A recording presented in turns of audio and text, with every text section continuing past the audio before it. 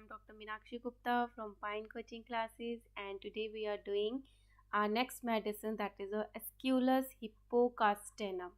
Okay, and its common name is horse chestnut and the family is Saponaceae, right? And if you are new on this channel, please subscribe. So let's start.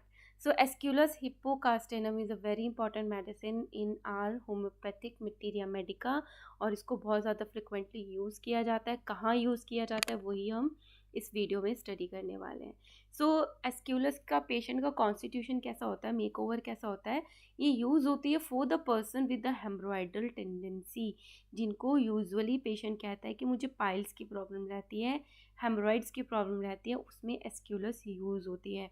And the who suffer with the gastric, bilious और the catarrhal troubles, और ऐसे patient जिसमें stomach की problems रहती हैं, बिलियस होता है जिसमें कि बाइल जो है वो बहुत ज़्यादा बनता है, ज़्यादा क्वांटिटी में बनता है, उनको वॉमिटिंग आती है बाइल की, या कैटरल ट्रबल्स होती है. कैटरल ट्रबल्स होती हैं जिसमें कि म्यूकस डिस्चार्जेस बहुत ज़्यादा होते हैं, ठीक है, तो उनको बोलते हैं हम कैटरल ट्रबल्स. तो ऐसे पेशेंट्स में हम एस्क्यूलस हिप्पोकास्टेनम मेडिसिन यूज़ करते हैं.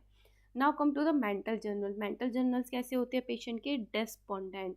डेस्पोंडेंट ऐसे पेशेंट होते हैं जिनको अपनी लाइफ में नो होप, कोई होप नहीं होती है कि उनकी लाइफ में कुछ अच्छा होगा, तो ऐसे पेशेंट होते हैं डेस्पोंडेंट होते हैं. ग्लूमी का मतलब होता है सैड, वेरी अनहैप्पी. ऐसे पेशेंट ग्लूमी होते हैं. Very much irritable. इरिटेबल मतलब ईजिली एंग्री, थोड़ा सा कुछ कर दो बहुत ज़्यादा उनको गुस्सा आ जाता है थोड़े से भी. लूजिस टेम्पर इजीली, मतलब अपना जो कंट्रोल है अपने आप पे वो खो देते हैं. Loss of control, loss of control. And short tempered, right, और शाउट करते हैं बहुत ज़्यादा क्योंकि इरिटेबल हो जाते हैं, जल्दी से अपना टेम्पर लूज कर देते हैं. And gains control slowly. Lose तो बहुत जल्दी करते हैं लेकिन कंट्रोल उनको बहुत धीरे धीरे आता है, बहुत टाइम लग जाता है उनको अपना गुस्सा दूर करने में. नाउ मिजरेबली, वो और क्या होते हैं, वो मिजरेबली क्रॉस्ड होते हैं, मतलब बहुत ज़्यादा ही वो एनॉयड होते हैं, ठीक है, बहुत ही उल्टे तरीके से आंसर देंगे आप, बहुत ही परेशान रहने वाले, इरिटेबल, जिनको कोई अपनी लाइफ से उम्मीद नहीं होती, सैड, ऐसे पेशेंट होते हैं. एंड सिमिलर पेशेंट्स होते हैं वो कैमोमिला बेबी होते हैं जो कि मिजरेबली क्रॉस, जो उल्टा ही जवाब देते हैं, कुछ भी पूछो उनसे उल्टा जवाब देते हैं, ठीक है. So these are about the mental generals of this patient. Next is physical general. Physically patient कैसा होता है? Fullness in the various parts as from the undue amount of the blood.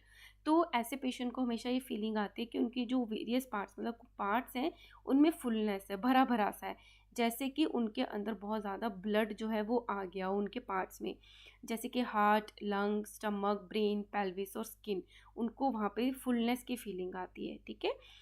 Next is venous congestion, specially of the portal and the हेमरॉइडल.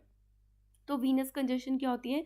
Venus congestion is a condition where the high venous pressure causes fluid to move from the vascular bed to the extravascular space. इसका मतलब क्या होता है कि Venus जो veins हैं उनके अंदर जो ब्लड है उनका प्रेशर इतना ज़्यादा हो जाता है कि ये जो है ये फिल्टर होके एक्स्ट्रा वेस्कुलर स्पेसिस में आ जाता है. तो क्या होगा, जब यहाँ पे पानी भर जाएगा या फ्लूइड भर जाएगा तो यहाँ पे क्या आ जाएगा, इडीमा आ जाएगा, है ना. तो उसको बोलते हैं वीनस कंजेशन, बोलते हैं कि वीनस के अंदर इतना ज़्यादा प्रेशर हो गया कि फ्लूइड जो है वो बाहर की तरफ चला गया एक्स्ट्रा वेस्कुलर स्पेस में, तो यहाँ पे कंजेशन हो गया. और कहाँ पर ज़्यादा होता है? स्पेशली पोर्टल और द हेमरॉइडल एरिया में, और यहाँ कहाँ पे? पोर्टल से रिलेटेड है, पोर्टल वेन से रिलेटेड है. अगर उसमें कोई ऑब्स्ट्रक्शन की वजह से या किसी भी रीज़न की वजह से अगर उसमें प्रेशर ज़्यादा हो जाता है, right? So mucous membranes of the mouth, throat, rectum are the swollen, burn, feel dry and the raw. तो एक तो fullness of blood आ गया. नेक्स्ट आ गया venous congestion. नेक्स्ट है जो म्यूकस मेम्ब्रेन होती है माउथ के अंदर, जो होती है म्यूकस मेम्ब्रेन, जो माउथ के अंदर की जो म्यूकस मेम्ब्रेन है, थ्रोट की है, रेक्टम की है, उनमें स्वेलिंग हो जाती है, उनमें बर्निंग फील होती है, और कैसा लगता है वो ड्राई एंड बहुत ज़्यादा सा रॉ लगता है, मतलब कोई भी चीज़ उस पर लगती हुई फील होती है, ठीक है. So this is about the physical journal of the Aesculus. Now come to the nose. तो नोज़ में हमने एक तो कैटरल कंडीशंस देखी थी और हमने म्यूकस मेम्ब्रेन देखी. सो नोज़ में कैसे सिम्टम होते हैं, कोराइजा होता है, वाटरी डिस्चार्ज होता है पेशेंट में, है ना, या जिसको हम बोल देते हैं कोल्ड या अपर रेस्पिरेटरी इन्फेक्शन, तो उसको कोराइजा में इंक्लूड किया जाता है। और इसका डिस्चार्ज कैसा होता है, बहुत ही थिन, पतला, वाटरी और बर्निंग करता हुआ निकलता है, जैसे कि रॉनेस फील होती है and the sensitive to the inhaled cold air. Inhaled cold air मतलब जो इन करते हैं हम ठंडी एयर, उससे उनका जो नोज़ है वो बहुत ज़्यादा सेंसिटिव होता है, raw and the burning feeling होती है। नाउ द थ्रोट में क्या है, फॉलिक्यूलर फेरेंजाइटिस, तो ये एज इट इज़ पूछा गया है AIPGT में, ठीक है, कि फॉलिक्यूलर फेरेंजाइटिस किस में होती है, एस्क्यूलस में होती है, जबकि आप कभी सोचोगे भी नहीं, आपने यूजुअली इसको हेमरॉइड्स में ही देखा होगा, बट एस्क्यूलस में है फॉलिक्यूलर फेरेंजाइटिस। जो फेरेंजियल एरिया होता है उसमें फॉलिकल्स हो जाते हैं, मतलब बहुत ज़्यादा स्वेलिंग हो जाती है, छोटे छोटे से बॉयल्स हो जाते हैं, तो उनमें यूज़ होती है फॉलिकुलर फेरेंजाइटिस में। थ्रोट में होता है, वायलेंट बर्निंग फील होती है, raw sensation in the throat, मतलब हम कुछ भी खाते हैं या बोलते हैं तो उसमें रॉ सेंसेशन फील होती है। Dryness and the roughness of the throat, बहुत ज़्यादा ड्राई और रफ होता है, मतलब बहुत ज़्यादा इरिटेबिलिटी फील होती है। And the frequent inclination to swallow, कि पेशेंट को लगता है कि बार बार वो जो है वो स्वॉलो करे।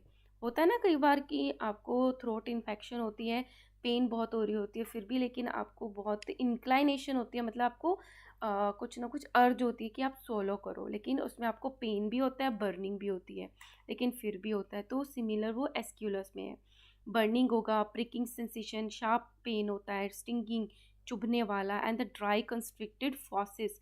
फॉसिस जो एरिया होता है वो होता है सॉफ्ट पैलेट के और जो बेस ऑफ द टंग है उसके बीच का जो एरिया होता है उसको फॉसिस कहते हैं, तो उनमें ड्राइनेस फील होती है, ठीक है। तो ऐसा जो सिम्टम है वो एपिस एंड बेलाडोना में भी होता है। सो थ्रोट में एक तो फॉलिकुलर फेरिंजाइटिस है, dryness, roughness, rawness, burning. Similarly उसको इंक्लाइनेशन होता है फॉर द स्वॉलो और ड्राइनेस एंड द पेन होता है। Now come to the GIT, this is important part of this medicine. GIT symptom, gastro intestinal symptom. So rectum क्या होता है, जो लार्ज इंटेस्टिन का लास्ट वाला पार्ट होता है, दैट इज अ रेक्टम। तो वहाँ पे पेशेंट को क्या फील होता है, बहुत ज़्यादा ड्राई फील होता है, एंड द हीट ऑफ, उसको जलन फील होती है, गर्मी फील होती है, ड्राइनेस फील होती है, feels as a full of small sticks, ऐसा फील होता है कि वहाँ पे छोटी छोटी बहुत सारी स्टिक्स रखी हुई हैं। Knife like pains shoot up to the rectum, बहुत शार्प तीखा पेन, जैसे कि नाइफ लगा हो, ऐसा पेन जो है वो रेक्टम में होता है जो ऊपर की तरफ जाता है। इग्निशिया और सल्फर में भी ऐसा सिम्टम है। ये क्यों है, क्योंकि यहाँ पे म्यूकस मेम्ब्रेन है, तो वहाँ पे ड्राइनेस है, स्वॉलन है, जिसकी वजह से उसको हीट और पेन हो रहा है। और पेन कैसा होता है, नाइफ लाइक पेन्स होता है। हेमरॉइड्स कैसे होते हैं, इसमें ब्लाइंड होते हैं, ब्लाइंड हेमरॉइड्स होते हैं जो कि विजिबल नहीं होते, वो इतने छोटे या अंदर होते हैं कि वो विजिबल नहीं होते, उनको बोलते हैं ब्लाइंड हेमरॉइड्स। तो इसमें होते हैं ब्लाइंड हेमरॉइड्स जो कि पेनफुल, बर्निंग होते हैं और पर्पलिश होते हैं। रेयरली ब्लीडिंग, बहुत कम होता है कि उनमें ब्लीडिंग होती है। रेक्टम कैसी होती है, सोर। अब हेमरॉइड्स है, स्वॉलन है, ठीक है, पेनफुल है, तो रेक्टम कैसी होगी, सोर, बहुत ज़्यादा पेन होता है उसमें, ठीक है, with the fullness, burning and the itching. Similar in sulphur, itching भी हो गई, बर्निंग भी हो गई। अब पेशेंट में कॉन्स्टिपेटेड होता है, पेशेंट कैसा होता है, स्टूल उसका हार्ड, ड्राई, डिफिकल्ट टू पास। तो ऐसे ही पेशेंट में ब्लाइंड जो होते हैं वो हेमरॉइड्स होते हैं जिनको कॉन्स्टिपेशन रहता है, तो कॉन्स्टिपेशन भी है, हार्ड ड्राई स्टूल है और difficult to pass with the dryness in the heat of rectum accompanied by the lumbosacral backache। lumbosacral backache क्या होता है, जो लंबर एरिया होता है और जो सैक्रम होता है उनका जो जॉइंट होता है, वहाँ पे अगर पेशेंट को पेन होता है उसको बोलते हैं lumbosacral backache. Stool followed by the fullness of the rectum, अब पेशेंट ने स्टूल पास कर दिया उसके बाद भी उसको रेक्टम में फुलनेस रहती है, and the intense pain in the anus for hours, और स्टूल पास करने के बाद भी उसको बहुत घंटे तक पेन रहता है। Aloe, ignatia, muriatic acid and the sulphur has same symptoms, ठीक है। सो गैस्ट्रो GIT में मेनली उसको कॉन्स्टिपेशन है, हार्ड स्टूल है एंड पेनफुल स्टूल है, और उसके बाद उसको हेमोरॉइड्स है which are blind haemorrhoids, right. ना फीमेल रिप्रोडक्टिव सिम्टम्स पे आ जाते हैं हम, तो इसमें होता है प्रोलैप्सिस यूटेराई। प्रोलैप्सिस यूटेराई होता है when the uterus drops into the vaginal canal, it is called as the prolapsus uteri, right. So there is a prolapsus uteri and the acrid dark leucorrhoea. तो पेशेंट को कैसा होता है, एक्रिड ल्यूकोरिया होता है, बहुत ज़्यादा बर्निंग वाला, जो स्ट्रॉन्ग होता है, जिसकी स्मेल स्ट्रॉन्ग होती है, दैट इज़ अ एक्रिड। तो acrid, strong and the unpleasant leucorrhoea होता है। तो पेशेंट की ये कंप्लेंट बन जाती है, नॉर्मल नहीं है। Dark leucorrhoea with the lumbosacral backache, तो ऊपर भी हमने देखा था with the constipation, dry stool के साथ उसको लंबोसैक्रल बैकेक था। Similar with the prolapsus uteri, उसको क्या है, लंबोसैक्रल बैकेक है। तो ये मेन सिम्टम हो गया। And the great fatigue from walking, उसको बहुत ज़्यादा थकान हो जाती है जब वो चलती है पेशेंट, तो उसको बहुत ज़्यादा वीकनेस फील होती है, right. Now come to the backache, ये भी AIA PGT में पूछा गया है, तो ये भी इम्पॉर्टेंट है।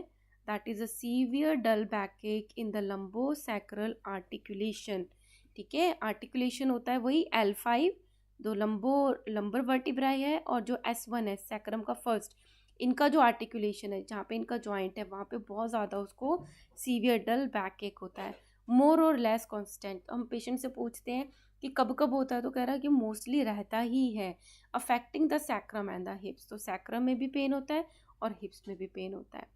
Back gives out during pregnancy prolapsus leucorrhoea, मतलब पेशेंट ये बोलता है कि मेरी जो बैक है उसने जवाब दे दिया, अब वो नहीं काम करेगी। गिव्स आउट, कुछ काम करनी है, बहुत ज़्यादा पेन है प्रेगनेंसी के टाइम पे, अगर पेशेंट कहती है प्रोलैप्सिस के साथ, ल्यूकोरिया के साथ। व्हेन वॉकिंग और स्टूपिंग, यही हमने ऊपर भी पढ़ा था कि जब वॉक करती है तो भी पेन होता है। सो व्हेन वॉकिंग और द स्टूपिंग, पेन बढ़ता है। मस्ट सिट और लाई डाउन, उसको लगता है कि मैं बैठी रहूँ या लेटी रहूँ तो आराम है। Sensation of the heaviness and the lameness in the backs, heaviness तो आपको पता ही है, भारीपन रहता है। लेमनेस होता है कि बैकएक की वजह से अगर पेशेंट वॉक नहीं कर पाता, तो होता है not able to walk properly. अब इन बैक है ड्यू टू बैकएक, तो ये हो गया lameness in backache, right. So this is a back. Now come to the nervous system. Nervous system में है paralytic feeling in the arms, legs and the spine. Paralytic में क्या होता है, लॉस ऑफ मूवमेंट, तो ऐसी पैरालिटिक फीलिंग आती है कि वो मूव नहीं कर पा रहा है, लॉस ऑफ मूवमेंट उसको फील है in arms, legs and spine. So this is a nervous system affections.